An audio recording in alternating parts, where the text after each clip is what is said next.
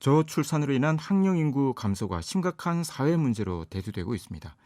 학령 인구 감소로 학생 충원도 힘든 학교에서 급식 음식물 쓰레기는 매년 증가하고 있다는 조사 결과가 나왔는데요.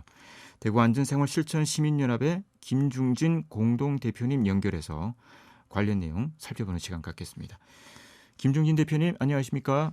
네, 안녕하세요. 반갑습니다.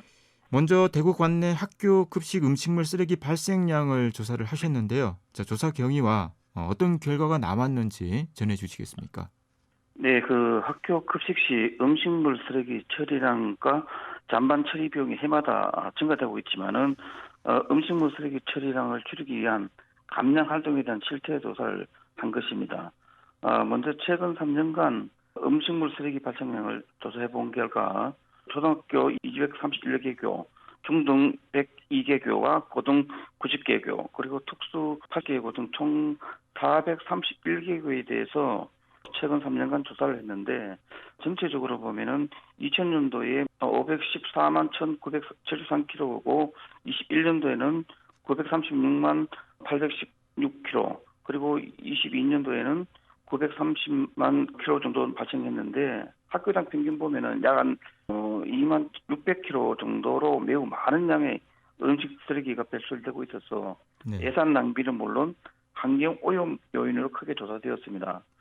이런 부분을 특히 학생 수 대비 비교하더라도 2020년도에는 25만 명 정도 됐는데 이 학생 수는 계속 감소되면서 22년도에는 24만 3,844명으로서 매년 이렇게 감소 추세에 있는데 반해서 음식물 쓰레기 발생량은 자꾸 매년 증가되면서 결과적으로 인당 음식물 쓰레기 발생량은 20.4kg에서 38.2kg로서 약 한 2배 정도 음식물 쓰레기가 늘어나고 있어서 여기에 대한 감량화 대책이 시급한 것으로 나타났습니다. 네, 말씀하신 대로 2020년에 비해 2022년에 지난해에는 학생 수는 줄었는데 음식물 쓰레기는 한 2배 정도가 늘었습니다. 자, 원인이 뭡니까? 음식물 발생량 증가의 근본적인 원인은 이런 학교 음식물 쓰레기 처리 규정이 명확하게 되어 있지 않고 또 연일의 음식물 쓰레기 발생과 처리 비용 등에 대해서만 관할 교육지청에 제출만 하면 그만이고 감량의 의무 규정조차 없는 상태입니다. 특히 교육부의 학교 급식 위생관리 지침서에는 환경위생관리의 폐기물 처리에서 급식 음식 쓰레기 처리에 대한 관한 규정은 있지만은 폐기물 관리 법령을 근거로 일일 평균 총급식 인원이 100명 이상인 집단 급식소는 음식물류 폐기물 배출자의 범위에 해당되지만 여기에 대한 감량이나 재활용에 대한 이런 적합 업체를 찾아갖고 수지 운반이나 재활용하면 된다고만 되어 있습니다. 결과적으로 음식물 쓰레기 발생을 줄이도록 학생들에 대한 기여도 조사라든가 분석, 또 급식 인원을 고려한 이런 식단 계획과 그리고 또 이런 계획된 식단에 따라서 필요한 식재료에 대한 양만큼 구매해서 적정량이나 조리 배식하고 또 이런 편식에 대한 교정 지도라든가 식생활 교육 등을 통해 감량을 권고하라고 하는 이런 수준밖에 없습니다. 네. 결론적으로 말하면은 이런 학교 급식에서 잔반 처리 문제는 개별 학교에 맡겨져 있는 사항이고 환경부나 교육부 차원에서 이런 음식물 쓰레기 감량화에 대한 의지나 정책이 좀 미흡하다고 볼 수밖에 없습니다. 네. 음식물 쓰레기와 관련한 정책이나 처리 규정이 분명하지 않은 부분이 가장 큰 원인 같은데요. 이 음식물 쓰레기 처리 실태와 관련해서 대부분은 감량기 설치율이 매우 낮다 이렇게 나왔는데 설치율이 실제 어느 정도인지 전해주시겠습니까? 대구교육청 산하의 급식학교가 431개 교 중에서 394개 교가 미감량 상태로 전량 외부로 위탁 처리하는 걸로 나타났습니다. 음식물 감량기 설치를 지난 6월 말 기준으로 보더라도 전체 교육기관에서 한 7대와 학교는 35개 교 중에 47대 등 총 54대가 시범 설치 운영되어 있는데 결과적으로 설치율은 8.1% 수준으로서 학교에서 발생되는 음식물 쓰레기 감량화 의지가 없다고 보여지며 매우 미흡한 수준입니다. 네. 자, 기존의 음식물 감량기 배출 방식에도 문제가 있다고 하셨는데 어떤 문제가 있는 것일까요?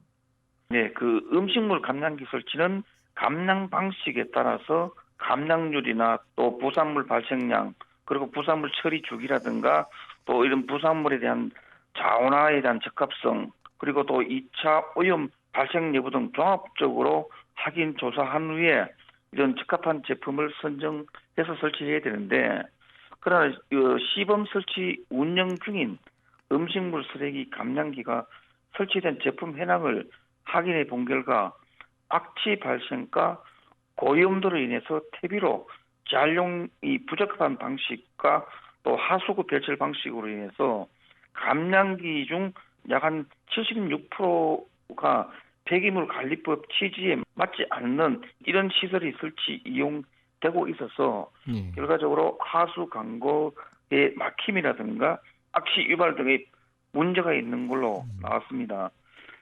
특히 그 음식물 쓰레기 감량 방식은 건조라든가 바로 건조, 또 미생물 액상 발효 그리고 순수 발효 등으로 구분할 수 있으나 순수 발효 방식을 제한 방식은 음식물 그 은폐수와 악취 발생 등으로 환경 문제가 발생이 되고 특히 미생물 액상 발효 방식의 경우에서는 하수구 배출 방식이라서 결과적으로 하수 강거 막힘이라든가 예. 종말 처리장의 운영 부하 등으로 환경 요인이 대두되는데 특히 이런 거로 인해서 지난 21년도에 환경부에서 고용물이 재활용되지 않고 전량 배출소 함께 배출되는 방식은 허용하지 않고 또한 수분 함량을 준수하도록 하였지만은 이런 전량이라는 문구를 악용해서 설치한 후 하수구로 전량 배출하고 위탁 처리한 실적도 전무한 상태로 이 부분에 대해서는 특별 감사를 통해서 밝혀야 할 그런 문제가 되겠습니다. 네. 그러니까 이 감량기가 설치가 된 학교도 극히 미미한 상황이지만 이 감량기들조차도 재활용이 부적합한 방식을 하고 있기 때문에 환경 문제를 계속해서 유발을 하고 있다 이렇게 보면 될 것 같은데요. 네, 맞습니다. 네, 네. 자, 대구시 교육청에서 이번 조사 결과를 반박하는 보도 자료를 냈다고요. 어떤 내용입니까? 그 반박 보도 자료는 정말 좀 어이없고 황당하게 그지없습니다. 그 음식물 쓰레기 발생량을 줄이기 위한 대책 방안은 전혀 없고 우리 본연합에서 발표한 음식물 쓰레기 발생량 중에 전처리 쓰레기까지 포함되어서 부풀려서 발표했다고 했는데 우리가 발표한 이런 발생량은 교육청으로부터 정보 공개를 통해서 받은 자료이기 때문에 임의로 우리가 부풀려서 발표하지 않았는데도 불구하고 이런 그 발생량이 많다는 부분에 대해서 좀 이렇게 그 반박을 냈다고 볼 수 있습니다. 네. 음식물 쓰레기를 줄이기 위해서 어떤 대책들이 필요할까요? 이런 특히 뭐 학교 급식 음식물 쓰레기 배출량과 처리 비용 문제는 대구시만의 문제가 아니기 때문에 환경부와 교육부 차원에서 전국 모든 급식 학교에 대해서 식단 편성부터 또 식재료 구매라든가 배식, 잔반 처리까지 이 전 과정에 대한 전수 실태 조사를 통해서 음식물 쓰레기 증가에 대한 원인 조사를 한 후에 올바른 식생활 교육과 기후에 반영한 다양한 음식 메뉴 개발, 그리고 또 정확한 급식량 산출을 통한 적정량의 식재료 구매와 잔반 없날 확대, 그리고 적정량의 배식 마련 등 강도 높은 음식물 쓰레기 감량화 대책 마련은 물론 모든 학교에서 음식물 쓰레기 감량기가 설치될 수 있도록 이런 조치가 좀 필요하고 또한 이런 감량기 설치 시에 하수 강거 막힘이라든가 하수 처리장 부하 요인 등 이런 환경 문제가 발생되지 않도록 부산물에 대한 감량화 기준을 좀 보다 강화해서 감량률을 높일 수 있는 정부의 대책도 함께 요구하는 그런 바입니다. 네. 청취자들께 전하고 싶은 말씀이 있다면요. 듣고 마치도록 하겠습니다.